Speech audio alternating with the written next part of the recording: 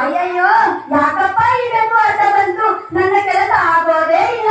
ಬರಕಾತವು ಸಾಕು, ಇನ್ನೊಂದು ಬಾರಿ ಅಸ್ಸಲಾಮು ಅಲೈಕುಂ ರಹಮತುಲ್ಲಾಹಿ ಬರಕಾತಹು. ಇಲ್ಲಿ ನೆರೆದಿರ್ತಕ್ಕಂತಹ ಅಣ್ಣ ತಮ್ಮಂದಿರೇ, ಅಕ್ಕ ತಂಗಿಯರೇ, ನನ್ನ ಎಲ್ಲ ತಂದೆ ತಾಯಿಗಳೇ ಹಾಗೂ ನನ್ನ ನೆಚ್ಚಿನ ಸಹಪಾಠಿಗಳೇ, ಎಲ್ಲರಿಗೂ ಈ ಮಿಲಾದ್ ಹಬ್ಬದ ಶುಭಾಶಯಗಳು. ಯಾರಿವರು ಪ್ರವಾದಿ ಮುಸ್ತಫಾ ಸಲ್ಲಲ್ಲಾಹು ಅಲೈಹಿ ವಸಲ್ಲಂ ಇವರ ಬಗ್ಗೆ ನಾವು ತಿಳಿಯಬೇಕಾದರೆ ಮೊದಲು ನಾವು ಅವರ ಜೀವನ ಚರಿತ್ರೆಯನ್ನು ತಿಳಿಯಬೇಕು. ಅವರು ಅರಬ್ ದೇಶದ ಮರುಭೂಮಿಯಲ್ಲಿ ಅಜ್ಞಾನ ಮತ್ತು ಕತ್ತಲೆಯಿಂದ ಕೂಡಿದ ಅರಬ್ಬರನ್ನು ಬೆಳಕಿನ ಕಡೆಗೆ ಕರೆತಂದ ಪ್ರವಾದಿ ಮುಸ್ತಫಾ ಸಲ್ಲಲ್ಲಾಹು ಅಲೈಹಿ ವಸಲ್ಲಂ ಅವರು. ಇವರು ಅರಬ್ ದೇಶದಲ್ಲಿ ಇದ್ದಂತಹ ಮೂಢನಂಬಿಕೆ ಎಂದರೆ ನೀವು ಹೋಗ್ತಾರೆ ಬೆಕ್ಕು ಅಡ್ಡ ಬಂದಾಗ ನೀವು ಅಯ್ಯಯ್ಯೋ ಯಾಕಪ್ಪ ಇದನ್ನು ಅಡ್ಡ ಬಂತು, ನನ್ನ ಕೆಲಸ ಆಗೋದೇ ಇಲ್ಲ ಅಂದುಕೊಳ್ತೀರಿ. ಅದನ್ನೇ ಮೂಢನಂಬಿಕೆ ಎನ್ನುತ್ತಾರೆ.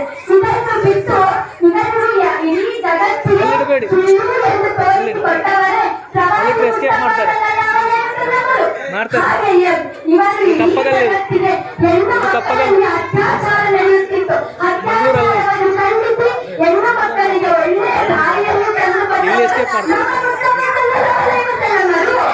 ಇವರು ಅರಬ್ ದೇಶದಲ್ಲಿ ಇದ್ದಂತಹ ಮೂರ್ತಿ ಪೂಜೆ ಎಂದರೆ ಏನೆಂದರೆ ನಾವು ಶಿವಲಿಂಗಕ್ಕೆ ಪೂಜೆ ಮಾಡುತ್ತೇವೆ. ಹಾಗೆಯೇ ಕೃಷ್ಣನಿಗೆ ಮೂರ್ತಿ ಇಟ್ಟು ಪೂಜೆ ಮಾಡುತ್ತೇವೆ. ಆದರೆ ನಾವು ಆರಾಧಿಸೋ ಅಲ್ಲಾಹನಿಗೆ ಯಾವುದೇ ರೀತಿಯ ಮೂರ್ತಿ ಪೂಜೆ ಇಲ್ಲ. ಅದನ್ನು ಇಡೀ ಪ್ರಪಂಚದಾದ್ಯಂತ ತಿಳಿಸಿಕೊಟ್ಟವರೇ ನಮ್ಮ ಮೊಹಮ್ಮದ್ ಮುಸ್ತಫಾ ಸಲ್ಲಲ್ಲಾಹು ಅಲೈಹಿ ವಸಲ್ಲಂ ಅವರು. ಇಂದು ಅವರ 1500ನೇ ಜನ್ಮ ದಿನೋತ್ಸವ. ಇದನ್ನು ನಾವು ತುಂಬಾ ಸಂತೋಷದಿಂದ ನಗುನಗುತ್ತಾ ಆಚರಿಸೋಣ. ಅವರನ್ನು ಕ್ಷಣಕ್ಕೂ ಕಾಲಕ್ಕೂ ಅವರನ್ನು ನೆನೆಸುತ್ತಾ ಅಲ್ಲಾಹನಲ್ಲಿ ನಂಬಿಕೆಯನ್ನು ಇಡುತ್ತಾ ನನಗೆ 2 ಮಾತನಾಡಲು ಅವಕಾಶ ನೀಡಿದ ತಮ್ಮೆಲ್ಲರಿಗೂ ಹೃದಯಪೂರ್ವಕ ಧನ್ಯವಾದಗಳು. ಹಾಗೆಯೇ ಅಸ್ಸಲಾಮು ಅಲೈಕುಂ ಅಂದುಕೊಳ್ತೀರಿ. ಅದನ್ನೇ ಮೂಢನಂಬಿಕೆ ಎನ್ನುತ್ತಾರೆ.